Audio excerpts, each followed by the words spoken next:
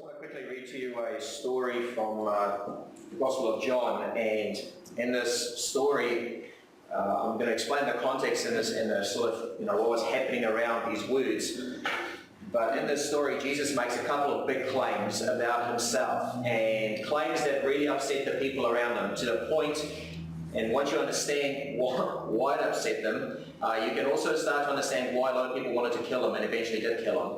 And so I'm going to read to you these words and a little bit of the story, and then I'll explain to you a little bit around the context and what was going on, because it's actually quite fascinating. And then I'd like to talk about what that actually means for us today, many years later, obviously. So I'll just read in chapter 8 from verse 12 here, and it says, Jesus spoke to the people once more and said, so at this stage Jesus was in the temple, and I'll show you where exactly it all happened according to the scriptures. So he was in the temple during a feast. It was called the Feast of the Tabernacles, and it was one of the many feasts that the Jewish people had, and during this feast they were celebrating various things, which I'll explain later. And he was in the temple courtyard, sort of at the beginning of this courtyard, and he was talking to all these people, and this is where this is happening. So he was speaking to the people, and he said, I am the light of the world. If you follow me, you won't have to walk in darkness, because you will have light that leads to life. Most of the Greek translations, however, says you will have light of life. And so the Pharisees, all these religious leaders, were listening to this stuff, these words that Jesus was speaking, because he obviously had said quite a few things leading up to this part.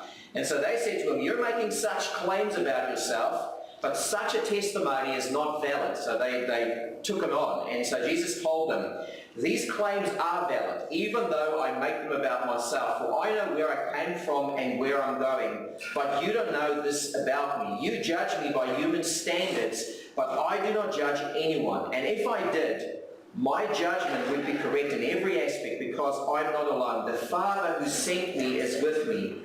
Your own law says that if two people agree about something, their witness is accepted as fact. So that was part of their cultural protocol in a sense. I'm the one witness, and the Father who sent me is the other. Who is your Father, they asked. Jesus answered, since you don't know who I am, you don't know who my Father is.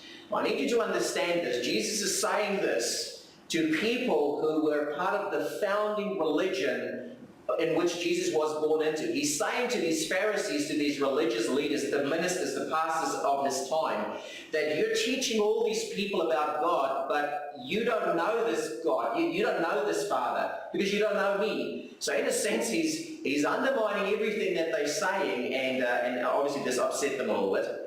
So Jesus made these statements while he was teaching in the section of the temple known as the treasury, but he was not arrested yet because his time had not yet come. And so Jesus goes on and he talks a little bit more about that, about the father of Abraham and so on. He goes right into history. And then in verse 31, he talks again, he says to the people who believed in him, and this is important for us, you are truly my disciples if you remain faithful in my teachings. And you will know the truth, and the truth will set you free. We all know that one very well. So you can go and read it yourself in chapter 8. I would actually say go and read chapter 6, 7, and 8 as they all go together. And hopefully with what I share with you today, it'll make for a good read.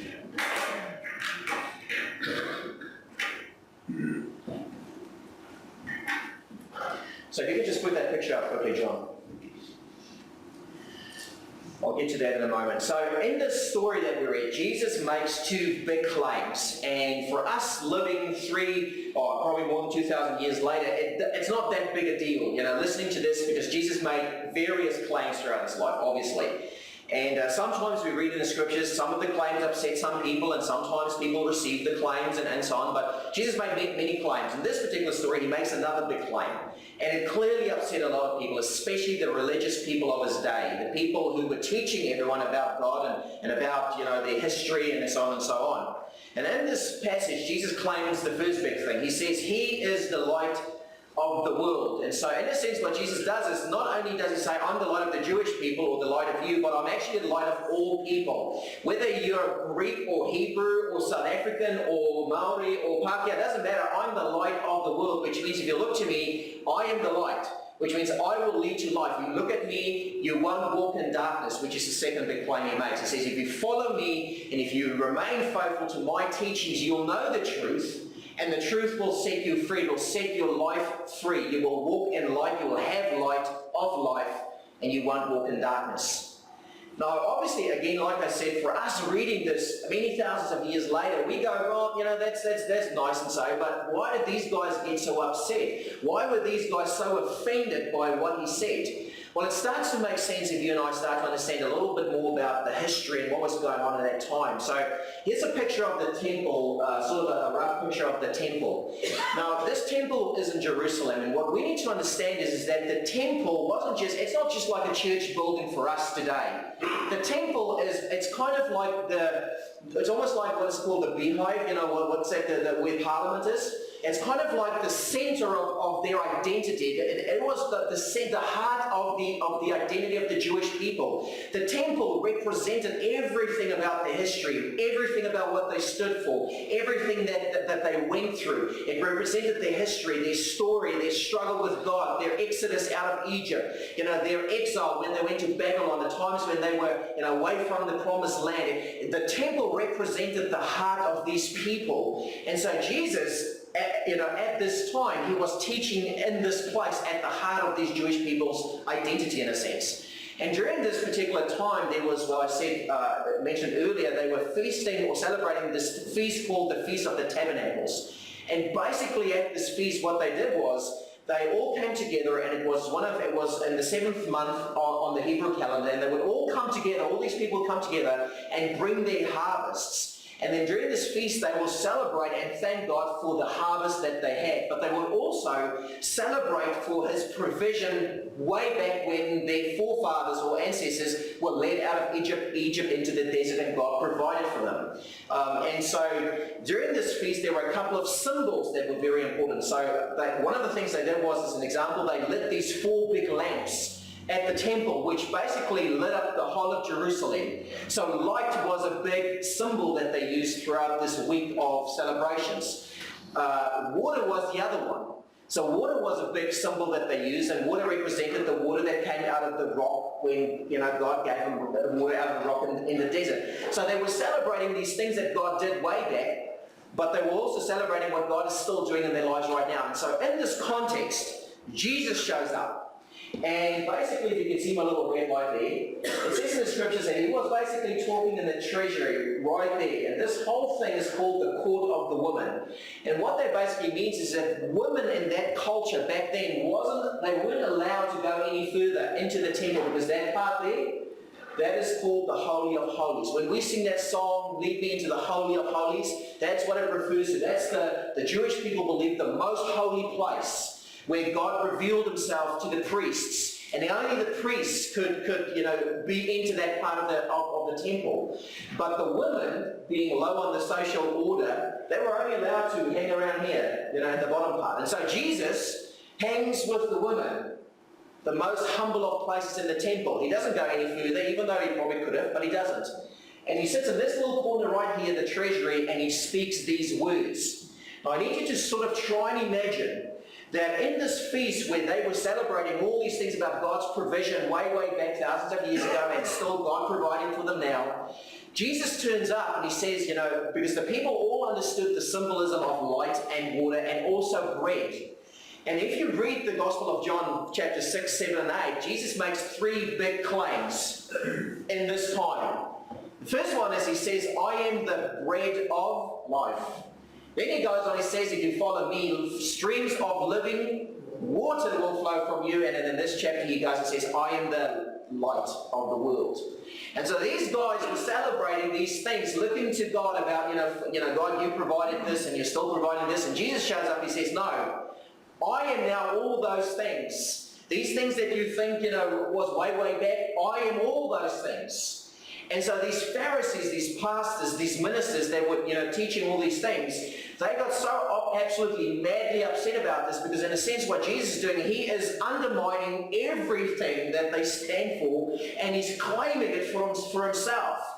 He's claiming it for himself, and he says to the people, don't look to your celebrations in the past and these things any longer for God's provision. If you want to have provision in your life, if you want to have life, if you want to have light, if you want to have bread, if you want to have water, of life, the only place you need to look is me. And so clearly these Pharisees, got so mad to the point where they wanted to kill him, they wanted to arrest him, but it wasn't his time yet according to the prophecies. And so Jesus does all of this, and it upset people to their core. And basically what it means for us is two things, I think. These claims that Jesus made many years ago obviously held a certain significance and a certain thing way back. But the question we need to ask ourselves is, what does this mean for us today? Jimmy prayed earlier, we're Christians today, and there's many Christians around the world, and we're living more than 2,000 years later today here in Whangarei in New Zealand. What does this story, this means for us? And what does this mean for the world that we live in today? Because the world has changed. Many of you, Kay turned 70 yesterday, Ken's 87 today, happy birthday. And so some of these people have been around the block, for a few years. The world has changed, no doubt.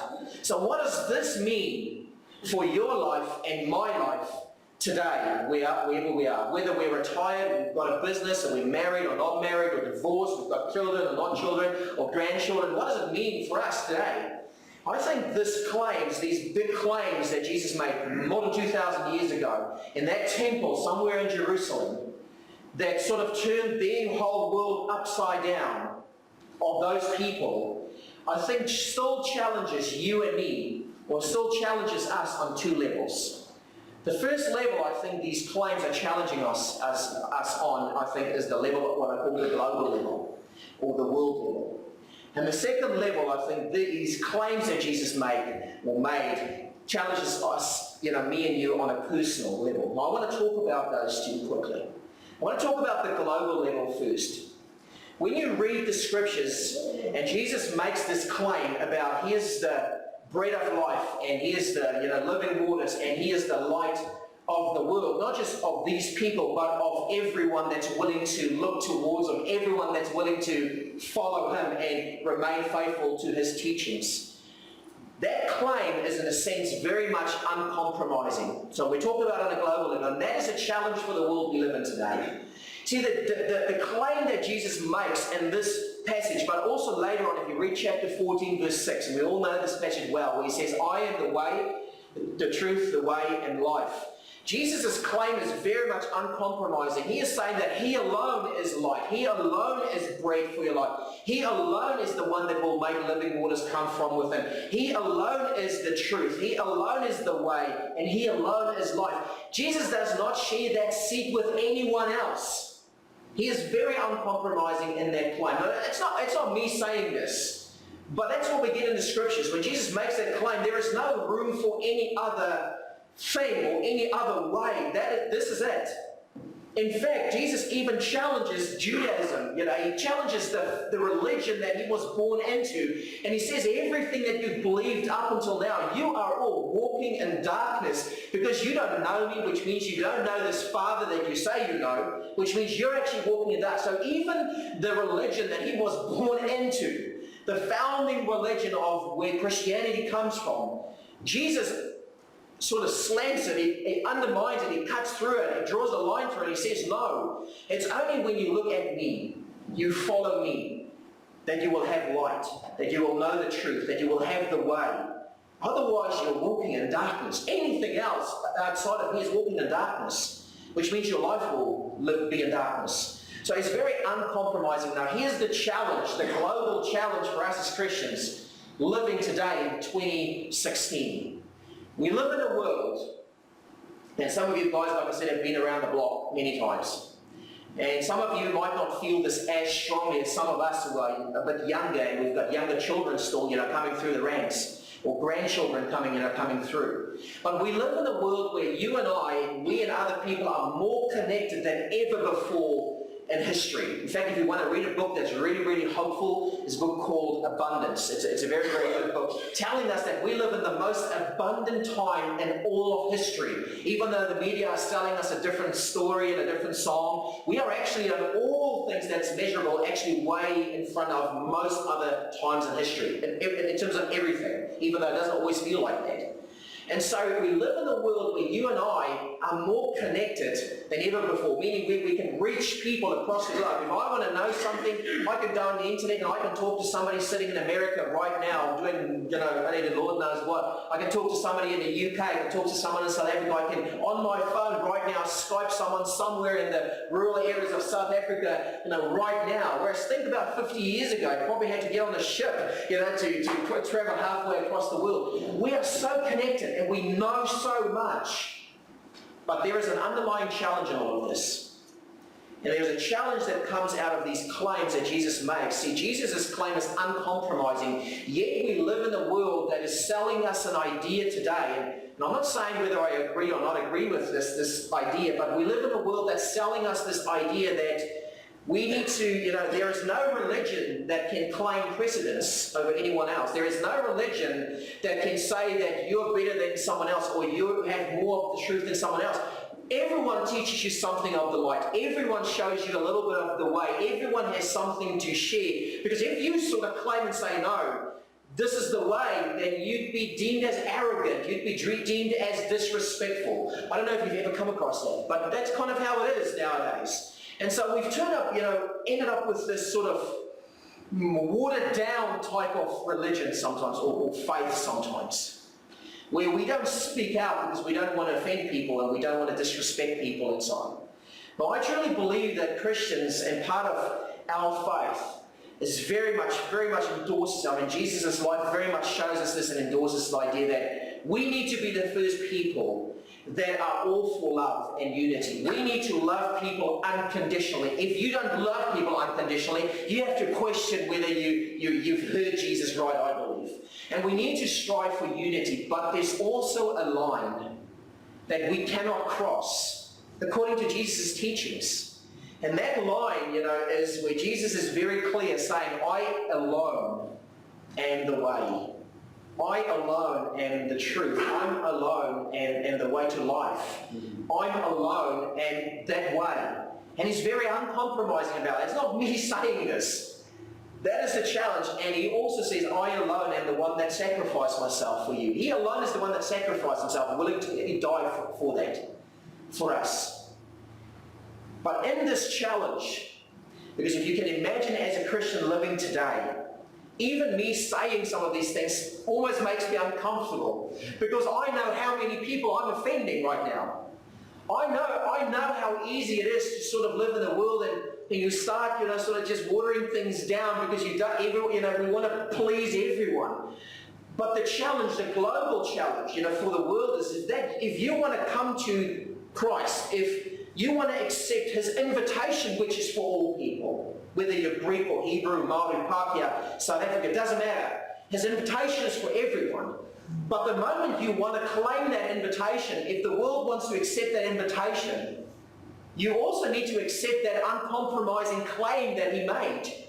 You also need to accept the fact that when he says, I am the way, he doesn't share that seat. You need to be willing to be okay with that.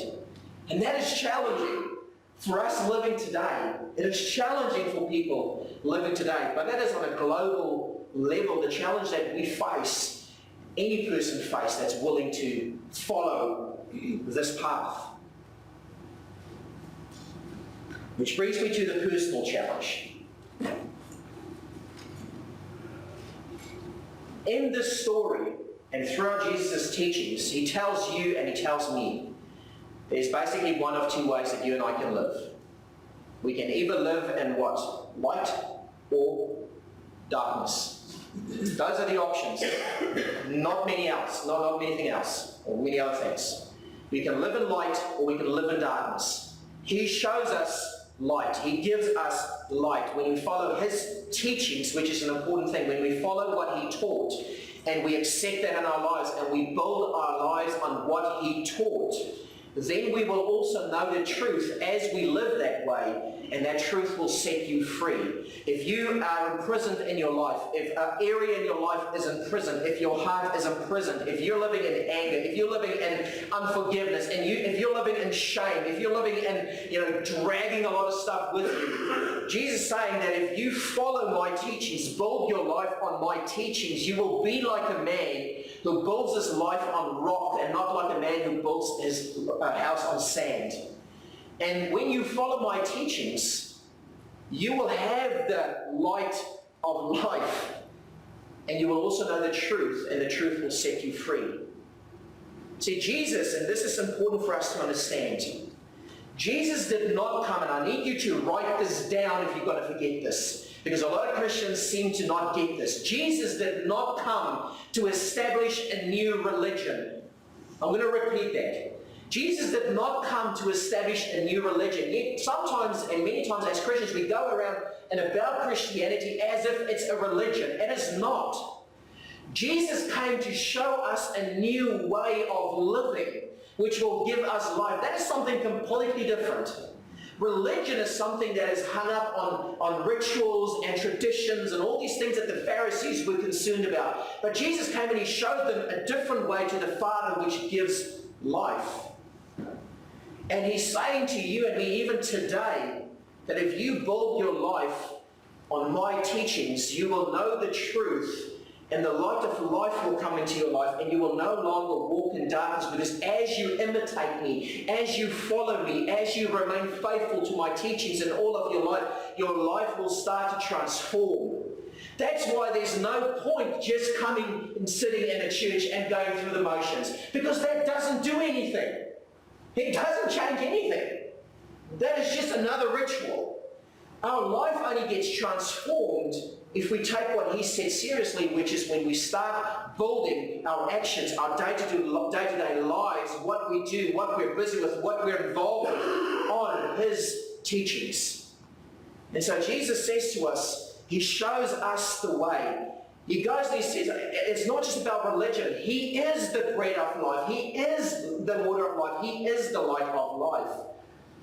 But he also goes one step further. And he says, not only do I show you the way, but when you come to me and you accept my invitation and you receive me and you're willing to build your life on me, I will also come into you through my Spirit. I will not just leave you to go and struggle on your own, but I will literally come in, the big word is dwell in you, indwelling of him. And he will literally guide us in his way, and he will remind us and counsel us in his truth as we go through life. So Jesus gives us these two big promises that he will do when we come to him. The question though, and this is where the challenge comes in for you and me. Am I willing to follow him? And am I willing to build my life on him? And I know I'm hitting this point from all angles, but it's important for us to get, because sometimes I think as Christians we get confused between religion and faith, between religion and a way of life. And oftentimes, because we get confused, we run into trouble in the world, because the world is so totally opposed to more religion. The world does not like religion, and I do not blame them, because a lot of Christians has turned Jesus into something that he's not. But when we start building our lives on what he taught, on his teachings, on how we live life, that transforms us into something else. And so the challenge for me personally, and you can take that challenge for you too if you want to, but I thought about this past week, and I started reflecting on my own life, and I thought to myself, am I truly willing, and am I building my life on his teachings? Am I taking what Jesus said seriously about marriage? Am I taking it seriously what he said about divorce? Am I taking it seriously what he said about money? Am I taking it seriously what he said about how I should treat people who are not like me, people who might even be my enemy, people who are so vastly different from me? They don't speak my language, they don't look like me, they don't smell like me, they don't do things like I do. Am I taking what he said and what he did about those people seriously? Am I taking what he said about love seriously? Am I taking what he said about forgiveness seriously? And am I building my life on those things?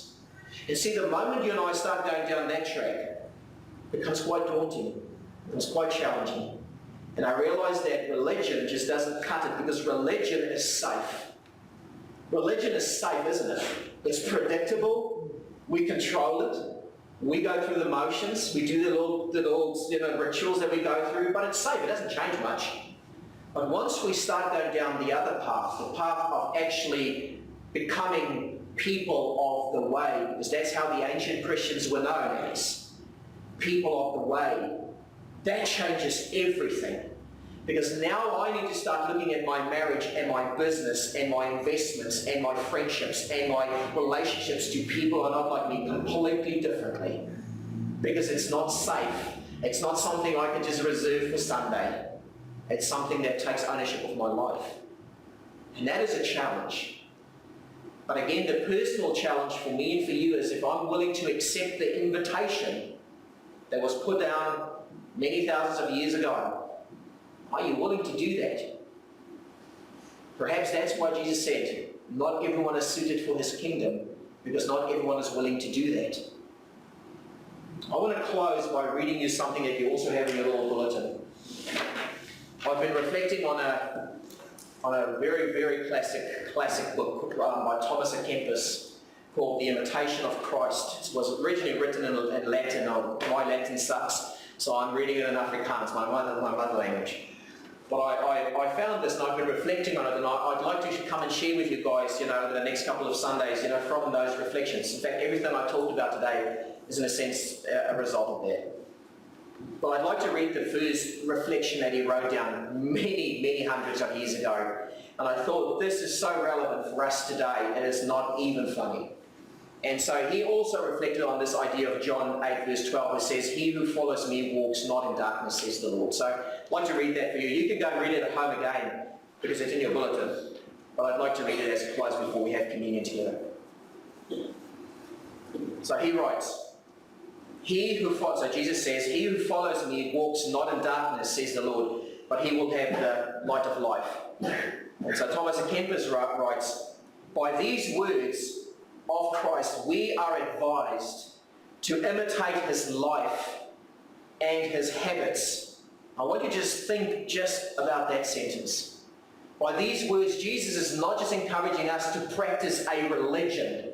He's asking us to imitate, copy his life and his habits. Habits is something that we do consistently over, and it's like brushing your teeth. That's a habit, if you're brushing your teeth, of course. If we wish to be truly enlightened and free from all blindness of heart, so let your chief effort, meaning the main thing you do, therefore be to study the life of Jesus Christ. The teachings of Christ is more excellent than all the advice of all the saints, and he who has spirit will find in it hidden manna. Now I couldn't help but to think of the Maori word mana when I read this. That Jesus, or this, Thomas à Kempis obviously doesn't refer to that word, but he refers to the word bread, mana that they had in the desert. But the word mana, as I understand it, in the Maori sort of culture, it also has to do with new, with spirit, with new life, that type of thing. It has to do with the essence of life in a sense. In a sense, I don't know if Thomas à Kempis maybe wrote something about that without knowing it, but he who finds his spirit will also find a hidden mana, meaning a hidden spirit, a hidden new, zest for life, maybe even. Maybe that speaks to you, I don't know. Now, there are many who hear the gospel often, but care little for it because they have not the Spirit of Christ. Yet whoever wishes to understand fully the words of Christ must try to pattern his whole life on that of Christ. What good does it speak learnedly about the Trinity if, lacking humility, you displease the Trinity? Indeed, it is not learning that makes a man holy and just, but a virtuous life makes him pleasing to God. I would rather feel contrition than know how to define it. For what would it profit us to know the whole Bible by heart and the principles of all the philosophers if we live without grace and the love of God in our hearts? Vanity of all vanities, and all is vanity except to love God and serve Him alone. This is the greatest wisdom, to seek the kingdom of heaven through contempt of the world. It is vanity, therefore, to seek and trust in riches that perish ultimately. It is vanity also to court honor and to be puffed up with pride. It is vanity to follow the lusts of the body and to desire things for which severe punishment later must come. It is vanity to wish for a long life, yet care little about a well-spent life. I thought that was really good. It is vanity to be concerned with the present only and not to make provision for things to come. It is vanity to love what passes quickly and not to look ahead where eternal joy abides. And then he closes and he says, often recall this proverb: the eye is not satisfied with seeing, nor the ear filled with hearing alone. Try moreover to turn your heart from the love of things visible and bring yourself to things invisible, for they will follow their own evil passions, stain their consciousness, and lose the grace of God. You can go and read that again. I'm sure you will get more out of that.